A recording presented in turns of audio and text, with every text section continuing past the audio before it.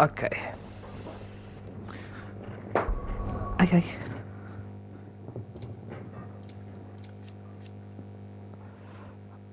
Okay, Brotherhood. The mural at Kjarl Horn has revealed that it is not only a Fritz that Ultima converts for his vessel, but both Ifrit and the Phoenix. Their resolve renewed, the brothers Rossfield began the final leg of their journey from Eistla to the capital.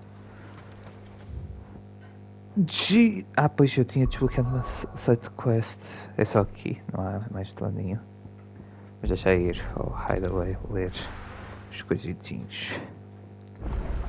Aí tem novas. Nossa, muita coisa nova então. Então ainda tenho muita cena secundária para fazer antes de seguir.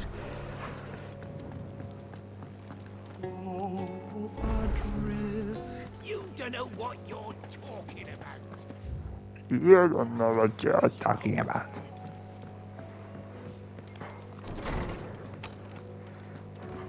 Depois deste Final Fantasy vai ser o próximo Yakuza depois.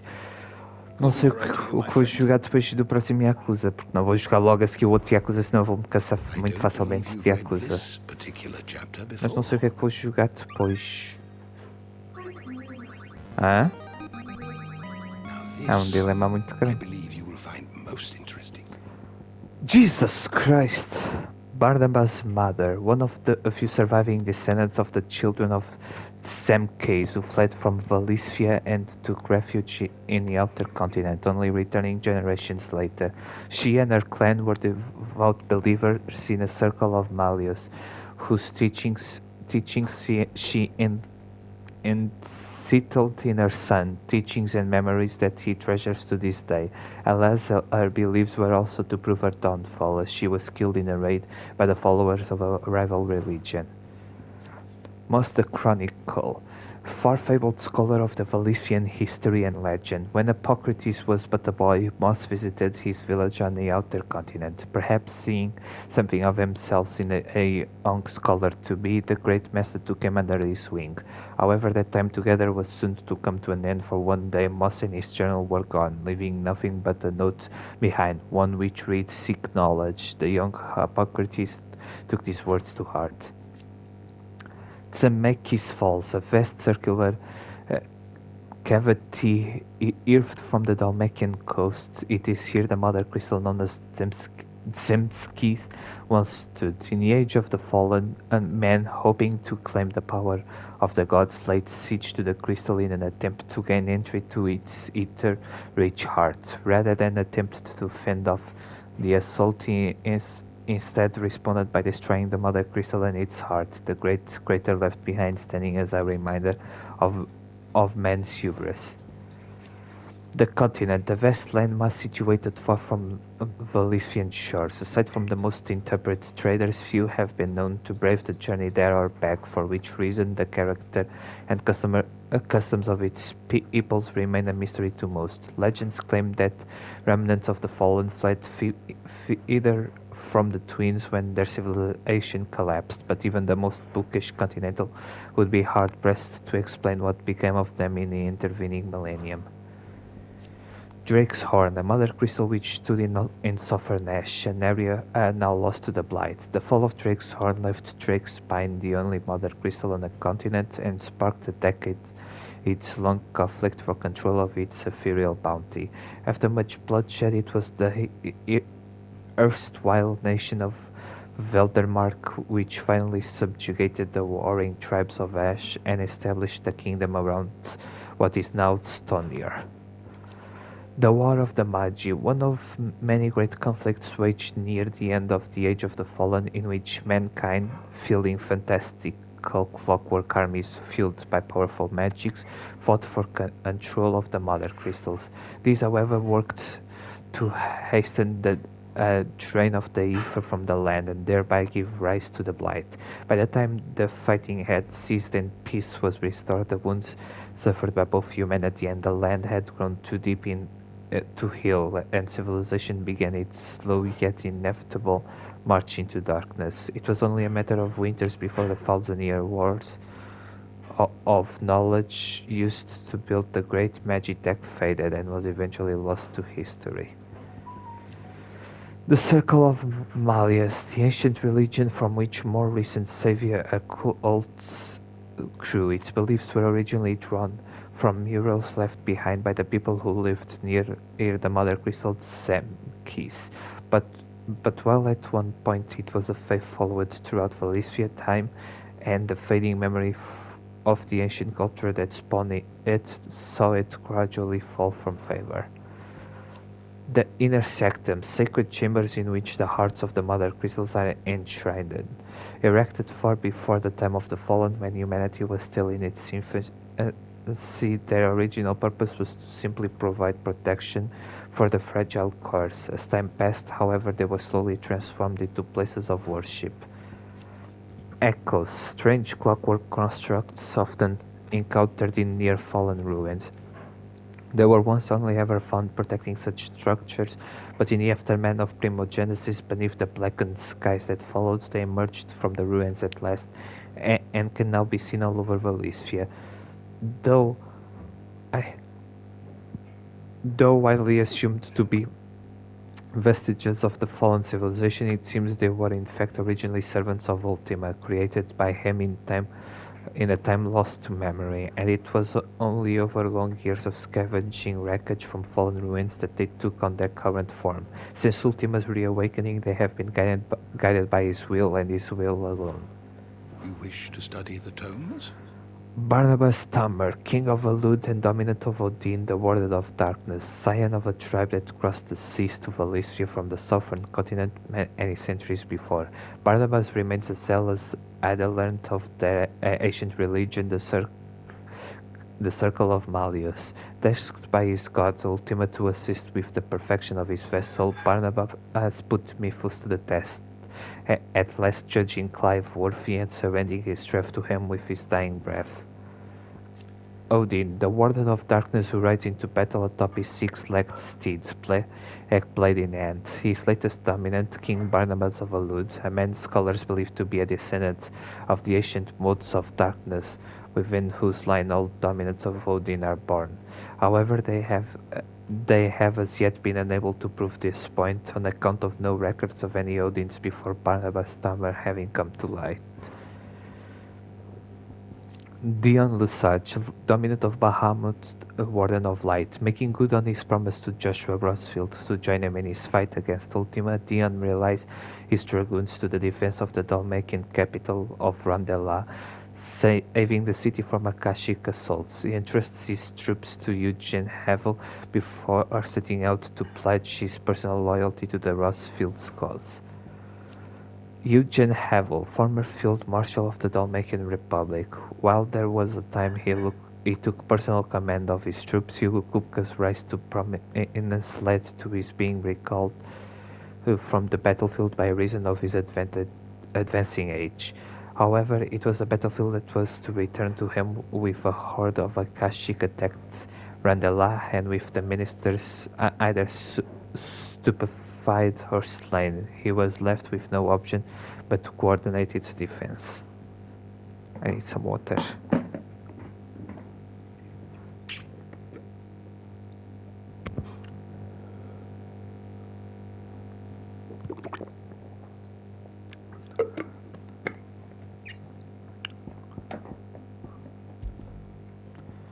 Joshua Rosfield, dominant of the Phoenix and younger brother of Clive, his researches into Ultima culminate in a revelation that the creature's true form is one and the same with Fifth Risen, the creature he and his brother transformed into in the skies above the crystalline dominion. His grip upon the creature he sealed away inside himself by the altar of Drake's head, ever fading. He swears to stand with Clive and fight the Air Fate until the end. Sleipnir Harbert, Lord Commander of the Kingdom of Elud's armies, he was in fact a magical creation of Odin, and when his master primed, Sleipnir followed, taking the form of the icon's six-legged steed. But the Anegi cannot exist without its icon, and when Barnabas died, so too did he.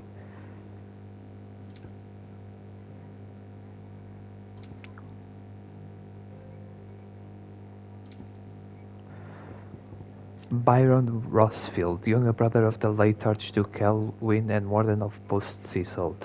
Though he kept his head low during the dark days of imperial rule over Rosaria, now that the Empress Annabella is dead and his nephews return from the grave, he strikes out once more, enlisting his old friend Eugene Havel, Dalmatian Field Marshal, to Clive and Joshua's cause. Sir Terence, second in command of the Dragoons, Terence is both Prince Dion's faithful bodyguard and his lover. He joined the prince in his ill-starred coup in the Crystalline Dominion, and after somehow surviving the disaster that followed, went with him again in a relief of Randella. It was here that Dion finally released Terence from his service, begging him to care for the orphan girl Kihel, that those to whom he is inhabited might be spared further danger. The Republic Prime Minister, leader of the Dalmatian Parliament, not seen since the collapse of the Republican government following the death of Kupk and the fall of the Fang. Whether he was killed in the chaos or fled to save his own skin, no one knows.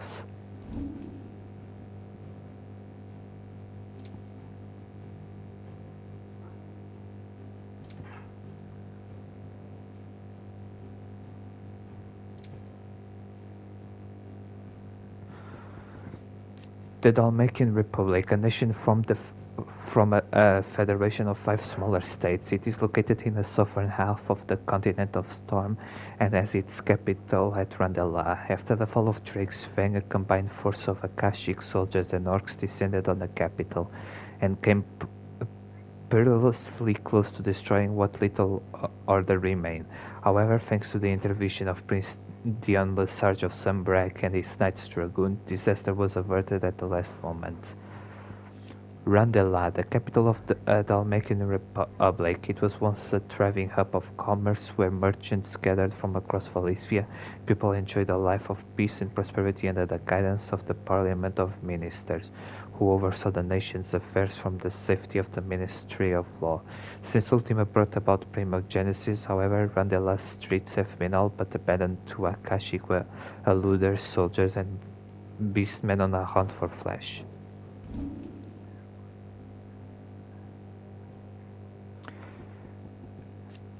Glazem Wall, a vast ethereal dome created by King Barnabas Tamur using the power of the icon Odin. It was not only capable of repelling assaults both corporeal and magical, but also consumed any whom they endeavor passage across its bounds. Spanning from the mining settlement of Vaisla in the south to Calm in the north, the barrier effectively blocked any approach to the well-older capital of Stonir for hundreds of leagues until its eventful fading following the king's passing.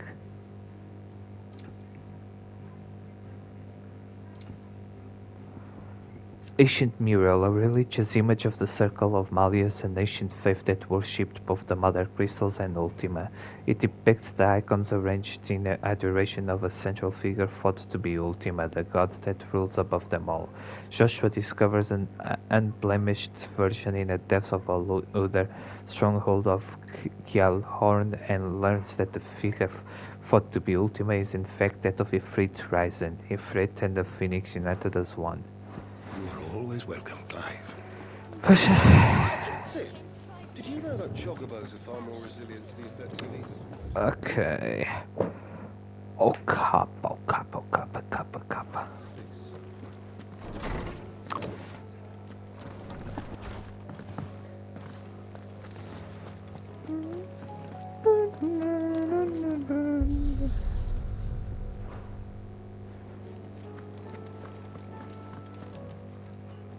Clive. Go on then.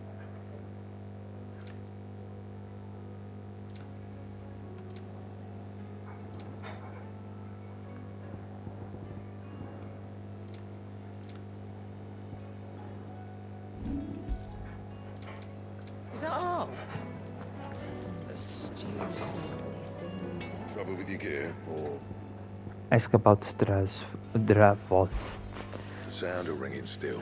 Has filled the streets of Dravos since back before anyone can remember. There's not a smith worth his salt who didn't apprentice under one of the village masters. Me and Zoltan old Vulcan's foundry till our lungs burned and our skin turned black, but we were happy. So we weren't. Things change, people change, and we can either change with them or we can stay stuck in the past. Me and my old mate, we've chosen to put our pasts behind us so that the Ravos can have a future. A future where young smiths can be proud of work done well and work done right, just Who like knows? here. Maybe someday my apprentice will be someone else's master and work just as hard as I do him. So what'll it be?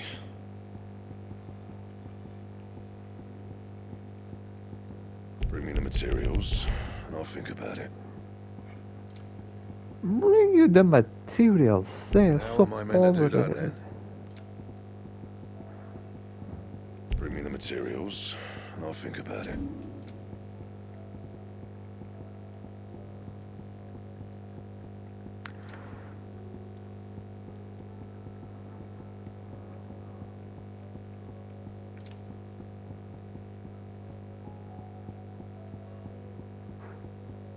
That it?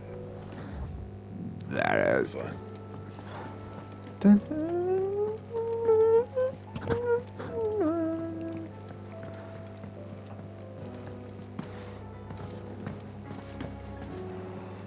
Covered in nicks and lumps, the lot of them. It's a wonder they can still walk.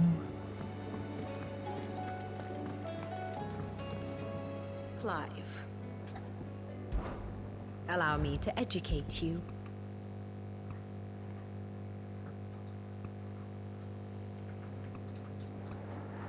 You shall not pass. The once fair land of Olud has become the stuff of nightmares, and an ending army of orcs and Akashic marches towards storm, leaving naught but blackness in its wake. While terror reigns in the Hitherlands, Odin summons a ward that prevents all passage to the capital, Stonir, where the last Mother Crystal still stands. The fall of King Barnabas. As King Barnabas breathes his last, so too does his magical barrier shimmers and and fade, leaving the road to Stone here open once more. His death does not, however, stall the advance of his Akashic and Orcish armies, who batter down the gate of the Almacian capital of Randella. Study it well, Clive. This is it, Clive. Sid ran from Stone here to chase his dream. But he always knew it'd lead him back there in the end.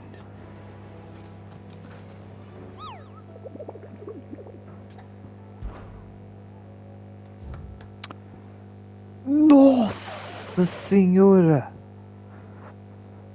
Eles abriram bué da caças.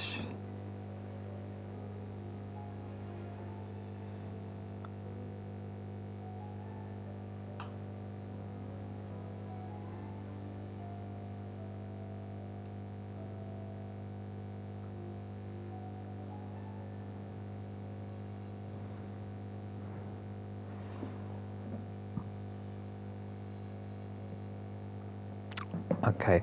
Pandemonium. Those few souls who were able to escape from Ash before the sky changed to Hell of Pandemonium, the king of the orcs who led his fellow beastmen in revolt against Waluda rule.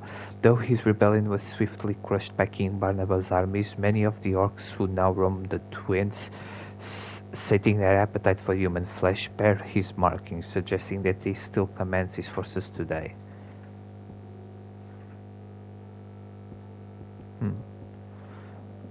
Coder Mouch. Coder. Coder. Onde é que eu li Coder?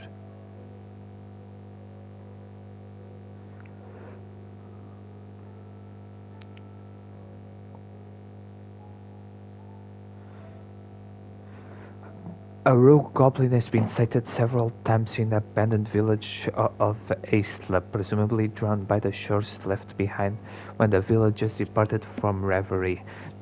Though said villagers will not be returning, we shall surely seek to reclaim the village for mankind once this is all over. I suggest that we end the goblin's misery now before he tears the houses down in his search for sustenance.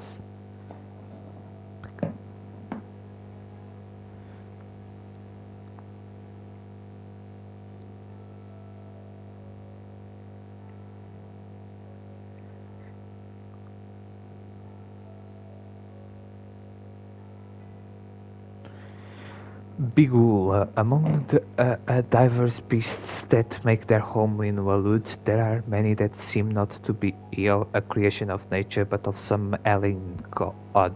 Bigul is one such creature, a cat that takes an almost perverse delight in hunting down the few survivors of the human race that yet survive on the far our continent, and toying with them as a child might a doll, complete with the chewing of their extra extremities.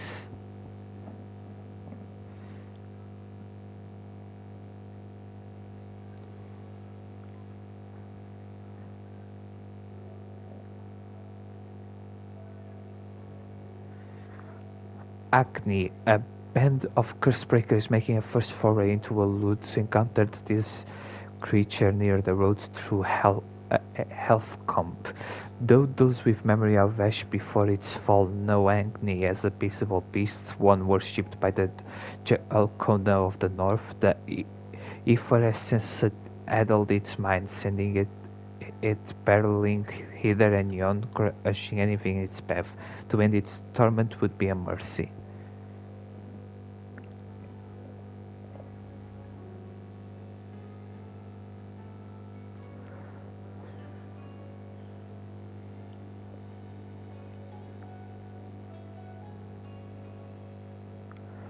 Ushered to the underworld, travelers of the Gilded Path share stories of the Crystal Giant, a beast who haunts the paths less trodden, illuminating the shadowy canyons with the unmistakable blue glow of ether and painting them red with the blood of his victims. If our suspicions are correct and this creature is another construct of Ultima, then only by laying him low might we truly begin to live on our own terms.